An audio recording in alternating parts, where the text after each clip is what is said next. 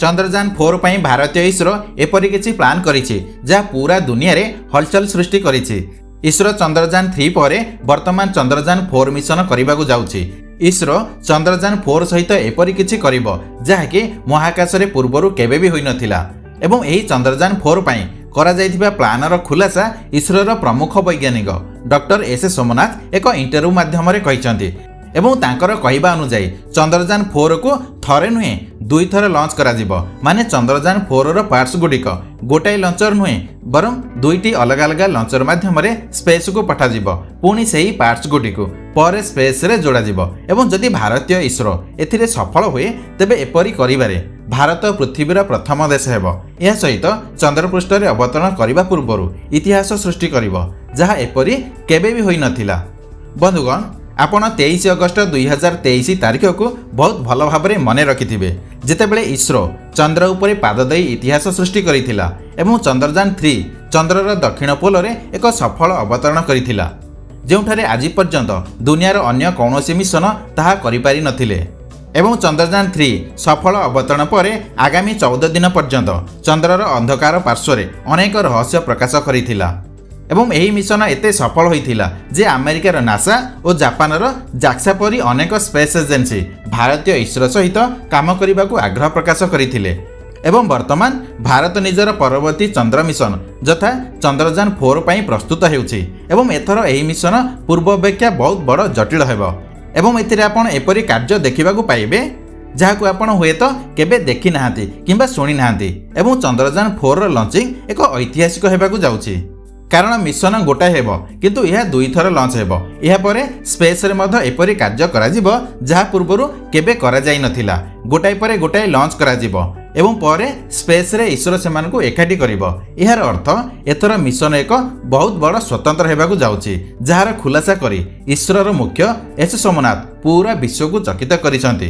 ତେଣୁ ଭାରତର ଚନ୍ଦ୍ରଯାନ-4 ମିଶନର ଏହି ଖୁସି ଖବର ପୁରା ଦେଖିବାକୁ ଆପଣଙ୍କୁ ଶେଷ ପର୍ଯ୍ୟନ୍ତ ଭିଡ଼ିଓ ଦେଖିବାକୁ ପଡ଼ିବ।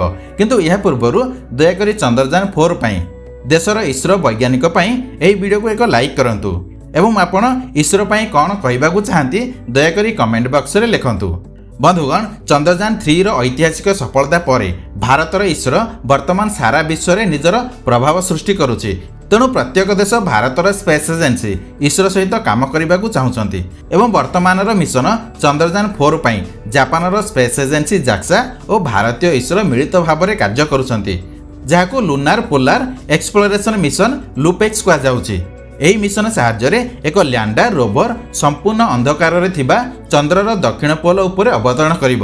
କିନ୍ତୁ ଚନ୍ଦ୍ରଯାନ-4ର ଲ୍ୟାଣ୍ଡର ଏବଂ ରୋଭର ଚନ୍ଦ୍ରଯାନ-3 ଅପେକ୍ଷା ବହୁତ ଉନ୍ନତ ହେବ ଏବଂ ସେମାନେ ଏପରି ଆବିଷ୍କାର କରିବେ ଯାହା ସମଗ୍ର ବିଶ୍ୱକୁ ଆଶ୍ଚର୍ଯ୍ୟ କରିବ।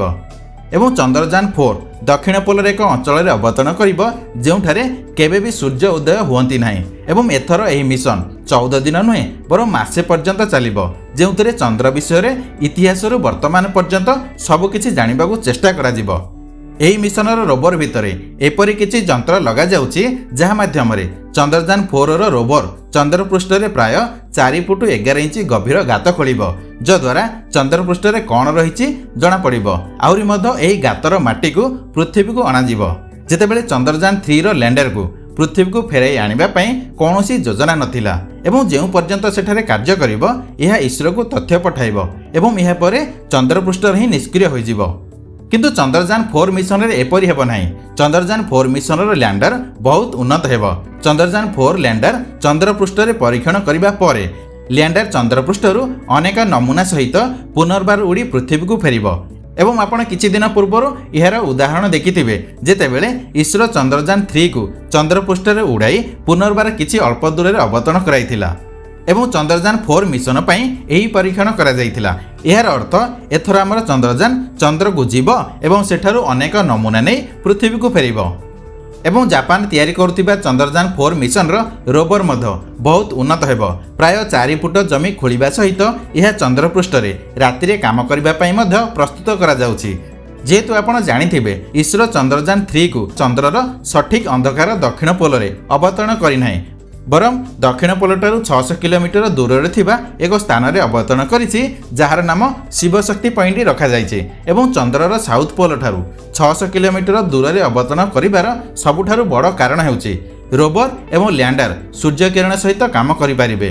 किंतु एथर चंद्रयान 4 रो रोवर जापान द्वारा एपरि भाबरे डिजाइन करा जाइछि जे सूर्य किरण बिना मध्य सहजरे काम करि पारिबो। एथिपई रोवर भितरे आणविक शक्ति किंबा पोलिनियम व्यवहार करा जिवो। तेणु एथर चंद्रयान 4 रो अवतरण चंद्रर सठिक अंधकार दक्षिण पोलर ही अवतरण करिवो। एवं आपण को कहिछु जे चंद्रयान 4 रो रोवर चंद्र पृष्ठ रे 4 फुट 11 इंच गभीर एक गात खोलिबो। किंतु गात खोलिबा पूर्वरु रोवर माटी भितरे थिबा जल खोजिबो। तेणु एथिपई से लेजर टेक्नोलोजी रो सहायता नेबो। जेतेबेले लेजर माटी भितरे जल अछि कि नै जानिबो सेतेबेले तार ड्रिलिंग मेसिन माध्यम रे माटी नमूना संग्रह करिवो एवं एहा परे सेही नमूना को ता भितरे थिबा एक यंत्र रे रखि परीक्षा करिवो एवं एही अनुसंधान रो जणा पड़िबो जे चंद्र पृष्ठ रे जल अछि कि नै। एही मिशन रे ग्राउंड ट्रैकिंग एवं राडार जीपीआर मध्य व्यवहृत हेबो जहा माध्यम रे माटी खोलिबा पूर्वरु माटी भितरे कोन अछि ताहा जानिबाकू सक्षम हेबो। या सहित जेतेबेले हमर चंद्रयान 3 रो रोवर लैंडर ठारु मात्र 500 मीटर दूर को जाइतिला किंतु एथर रोवर को एपरि भाबरे डिजाइन करा जाइछि जे यह लैंडर ठारु 15 रु 20 किलोमीटर दूर को सहजरे जाई परिबो एवं चंद्रर राति रे चंद्रयान 4 रो रोवर को स्लीप मोड रे रखिबार कोनोसी आवश्यकता पड़िबो नाही कारण एथर रोवर चंद्र रे दिन राति काम करिवो एवं एहार तथ्य वैज्ञानिक मानकु देबो। एवं वर्तमान इसरोर प्रमुख वैज्ञानिक एस सोमनाथ कहिसंती जे चंद्रयान 4 को दुई भाग रे पठा जिवो जहा आगरु केबे होई नाही। या परे चंद्रपृष्ठ को जीवा पूर्वरु महाकाश रे समान को जोड़ा जिवो कारण चंद्रयान 4 रो ओजन क्षमता इसरोर वर्तमानर सबुठारु शक्तिशाली रॉकेट रो क्षमता ठारु अधिक। तेणु भारत पाखरे वर्तमान एभली शक्तिशाली रॉकेट नहीं जहा एभली भारी यान को महाकाश को एका साथी रे नै परिबो। तथापि आपण जानती जे इसरो नाम रे एपरी अनेक रेकर्ड रहिछि जे इसरो कम साधन एवं अल्प खर्च रे एपरी मिशन गुडी को कार्यकारी करे जहा नासा परी एजेंसी गुडिक या ठारु 10 गुण अधिक बजेट सहित मध्य करि पारंती नाही। एही कारणरू इसरो रॉकेट द्वारा एही मिशन कंप्लीट करा जिवो जहा इसरो पई मध्य एक बड़ चैलेंज हेबो। किंतु आपण को कहबो जे अंतर्जातीय स्पेस सेंटर रे अनेक एजेंसी द्वारा महाकाश यानर पार्ट्स जोड़िबार कार्य होई सारिछि किंतु इसरो वर्तमान एपरि करिवो जे कोनोसी महाकाश यान को अलग अलग लॉन्च करा जिवो एवं पुणी ताको महाकाश रे जोड़ा जिवो एवं एही कीर्ति सहित इसरो चंद्र रे अवतरण करिबा पूर्वरु इतिहास सृष्टि करिवो एवं यार सबुठारु बड़ लाभ हेउछि भविष्यत रे इसरो महाकाश रे निजर एक स्पेस स्टेशन निर्माण करबाकू जाउछि जहा एपरि जोड़ी निर्माण करा जिवो। यार अर्थ महाकाश रे चंद्रयान 4 एवं तार पार्ट्स को जोड़ी इसरो एही क्षमता हासिल करिवो जेपरि भविष्यत रे सहजरे निजर स्पेस स्टेशन तयारी करि पारिबो कारण हमर वर्तमान रॉकेट रो क्षमता एकाथरके यह करबा पई यथेष्ट नुहे। तेणु आमको महाकाश रे डंकिंग क्षमता आवश्यक जहा महाकाश यान रे विभिन्न अंश को संजोग करिवो। तेणु ए डंकिंग क्षमतार प्रदर्शन करबा पई इसरो एही वर्ष स्पेस को स्पेडेक्स मिशन पठाइबो। यह सहित 2035 बेलको इसरो एही स्पेस स्टेशन प्रस्तुत करबाकू लक्ष्य रखिछि जद्वारा 2040 मध्य रे भारतीय को चंद्रपृष्ठ को पठा जाई परिबो एवं भारतीय स्पेस स्टेशन को अनेक खंडरे लॉन्च करा जिवो एवं यार प्रथम लॉन्चिंग 2028 रे हेबो बोली आशा करा जाउछि। एथिपई अलग अलग प्रस्ताव प्रस्तुत हेउछि जहा अनुमोदन पई सरकारक निकट को पठा जिवो। यह सहित चंद्रयान 4 रो मूल लक्ष्य हेउछि चंद्ररु नमूना आनिबा। यह पूर्वरु चीन एभली सफलता हासिल करिछि एवं वर्तमान इसरोर पाली। तेणु एही वीडियो रे चंद्रयान 4 विषय रे दिया जाइथिबा इन्फॉर्मेशन आपनकु किपरि लागिला कमेंट माध्यम रे निश्चय जणातु एवं वीडियोटी आपनक सांग मानक सहित शेयर करंतु।